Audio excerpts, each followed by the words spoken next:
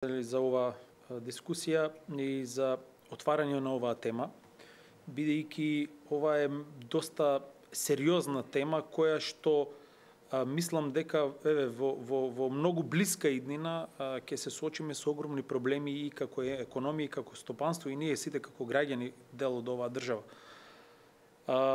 Економијата е комплексна наука, но е многу екзактна наука. И сите работи, ако добро се владеат, може и да се предвидат и да се пресметат. И тоа е што ја прави економијата наука. Мене ми е жал што владата на ВМРО беше една влада која што беа вклучени многу голем број на економисти, тоа врвни економисти, кои што овие работи ги предвидуваа и ги увидуваа на време, но сега за жал сакам да кажам дека ова новата влада предводена од СДС многу малце обраќа внимание на овој сегмент, односно воопшто не ги гледа овие макроекономските перспективи, односно сите тие импликации што значат со сите овие постапки што ги превзимаат. Работата е многу сериозна и повеќе од сериозна, но за тоа ќе се навратам малце повеќе. Сакам сега само да дадам една ретроспектива, да Цените дека се тоа што го предлагаат е чисто теоретски, без никаква практична подлога на се тоа и анализа. Тоа што сега го прават нема никаква научна подлога, ниту е базирана на ниедна економска теорија. Тоа е, вие рековте претходно, популистичка мерка, која што, ако се имплементира во целост, ќе биде многу полошо од тоа што вие го презентиравте, бидејќи економијата е екзактна. Јас овие неколку денови правам некои пресметки што тоа би значило, бидејќи секоја акција има соодветна реакција и така функционира економијата. Економијата е систем на едни сврзани садови. Во минатото ние вложивме многу енергија, многу труд, огромни реформи за да стане Македонија конкурентна држава. Бидејќи ние претходно не бевме, значи Македонија беше апсолутно најнеконкурентната држава во регионот, па и на светски рамки, со огромна даночна евазија. И има еден параметар или еден индикатор, се вика ОЛАФ, тоа е со седиште во Австрија, еден индикатор кој ги мери сите овие параметри или параметрите поврзани со неплаќањето на данок, даночната евазија.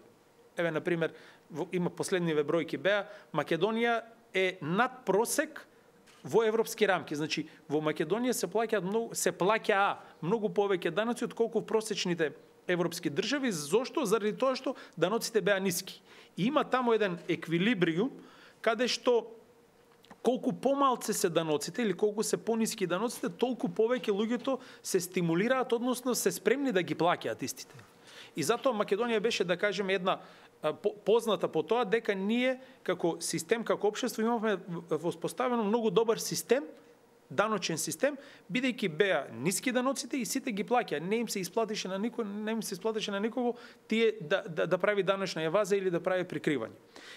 Но за тоа сепак беа направени огромни реформи во изминатите 10 години, за да може на сите тие индикатори. Значи, ние стигнавме до топ реформатор, топ 3 реформатор на светско ниво, топ 4 реформатор, топ 5 реформатор, за да бидеме меѓу 4 најконкурентни економии во Европа или држава со најниски даноци на континентот Европа. За водење бизнес.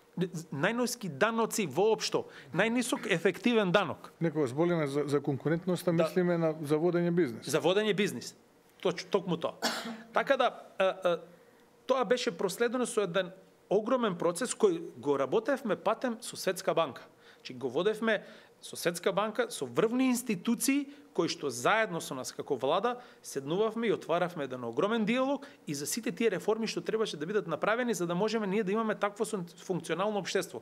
Бидејќи не можете вие преку ноќ од 10 на 18% да покачите една давачка. Тоа не се случило во историја во ниедна држава. Да за 80% нешто покачи. Влади паѓаат на светско ниво за покачување 1, 2 или 3%. Значи, системи цели паѓаат, а овде имаме зголемување за цели 80% во еден сегмент. Вториот сегмент, ако го земеме, да кажеме, придонесите за пензиско, здравствено, значи, тие плюс, како се зголемуваат со новиот предлог, што го има дадено СДС, тоа е дополнително. Или ако земеме ефективно, двете комбинирано, вкупните издатоци или вкупните даноци што дополнително ќе ги плаќаат граѓаните во Република Македонија се над 32% ефективни. Што е сериозна бројка, што мене ме загрижува. Зошто?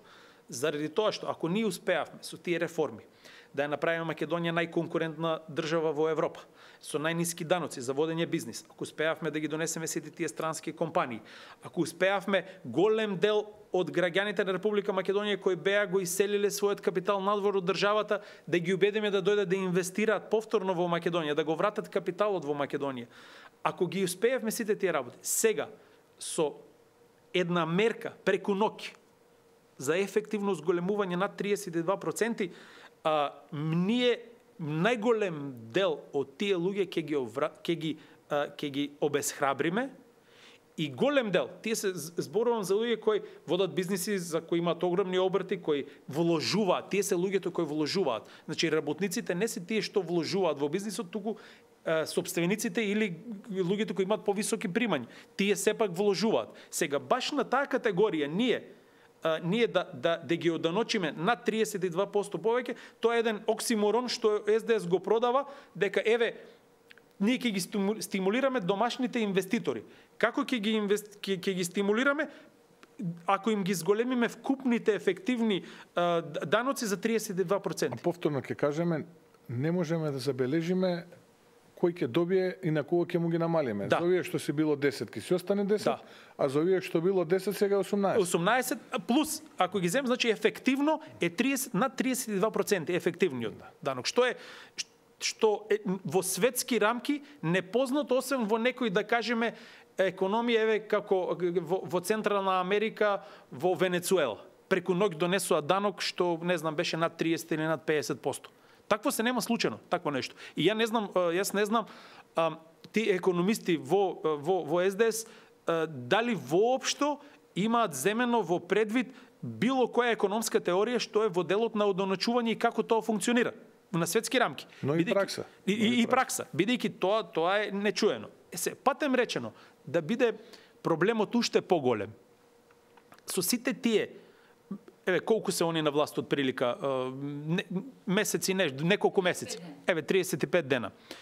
За 35 дена се отворија толку многу нови проблеми, а не се затвори ни еден, што тоа дополнително прави ова овде да изгледа уште по-лошо околу даноците. Што значи тоа? Целиот градежен сектор е на стендбај. Значи, економијата, главен двигател на секоја економија на светско ниво е градежниот сектор. Вие ако го ставите целиот градежен сектор на стендбај, ако не се градат автопатишта, ако не се градат, не знам, згради, инфраструктура, економијата не функционира.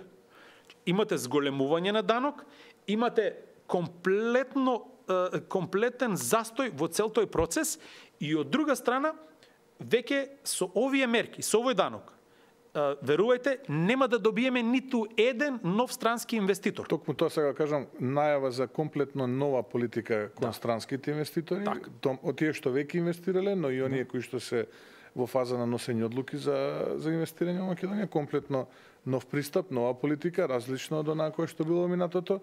Имаме девастирање на сите постојни проекти од областа на градежништвото, имаме зголемување на даноците. Равенката на крај завршува сигурно со минус пред бројот. И имаме и некои веќе и некои бројки. Значи затоа кажав, економијата е екзактна наука, може да се пресмета тоа. Рачунајте, ако сега странските инвеститори ги обесхрабриме, извозот се намали. Тие што се овде со овие нови даноци, не верувам дека голем дел од нив ќе застанат. Едноставно, поминете ја границата кон Србија, имате равен данок 10%, еве во Лесковац или каде сакате, каде што ќе ви дадат многу подобри услови од ова што се нуди сега. Одете во Бугарија, членка на Европска унија. многу подобри услови од овие сега, од ова зголемување. Така да, ние ќе имаме едно огромно одлевање на странски инвестиции, тие што биле пред одлука за носење, сигурно нема да ја донесат, ќе одат на друго место, а и тие што се веќе овде, тие ќе го пренесат својот бизнис надвор. И тоа мене многу повеќе ме загрижува. Дополнително, ако ги земеме сите тие фактори, зголемување на данок, самиот чин по себе ќе значи зголемување на даночната евазија и тоа е пресметано. Ако вие зголемите за 32% ефективно, рачунајте, има равенка каде што докажува дека за исто толков процент ќе се зголеми даночната евазија. Тоа би значило многу помалку приходи во буџетот на крајот од годината, ако целиот градежен сектор е на стендбај и немаме странски инвестиции, рачунете дека ние до крајот на оваа година нам во буџетот како држава минимум ќе ни фали од прилика околу 600 милиона евра. Имаме еден податок, го спомена Лилјана, околу 2,6 милиарди евра се инвестирани изминативе 10 години. Преку 20.000 вработени работат во тие странски директни инвестиции, но на што е поважно како податок што го добивме е дека заклучно со 31. мај извозот од зоните е близу 1 милиарда евра. Со тенденција, ако тоа го транспонираме до крајот на годината, да надмине 2 милиарди евра. Но она што е на крај уште поважно е што дадената вредност е некаде околу 180 милиони евра. Тоа е разликата помеѓу увезената и извезената стока. Со други зборови кажано, додадена вредност која што ја крепи македонската економија и која што учествува позитивно во формулата за пресметка на бруто домашниот производ.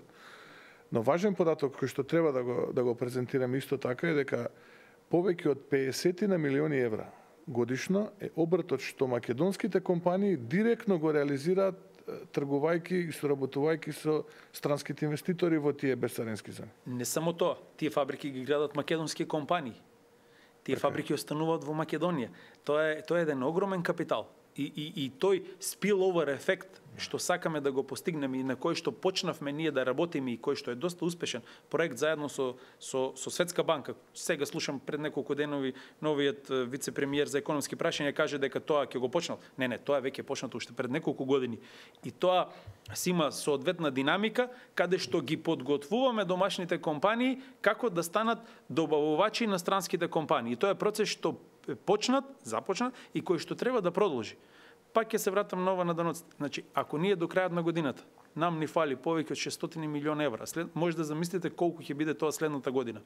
Значи, ние како економија ќе имаме тотален колапс. Не можеме ние само да се задолжуваме. Да, имаме простор, тоа што го остави ВМРО како одговорна влада и како одговорно Министерство за финансии, како одговорност према граѓаните, оставивме простор за дополнителни задолжувања. Тоа СДС ќе го со оваа динамика како што имаат почнато, рачунете дека тоа до почетокот на следната година ќе биде искористено. Што после тоа? Таа ретензија ќе биде искористена. Како ќе се надополни тој гап? Така да, затоа е кај мене загриженост. Затоа и кај луѓето загриженост. Секој економист кој малце повеќе е навлезан во оваа проблематика, ова може да го види.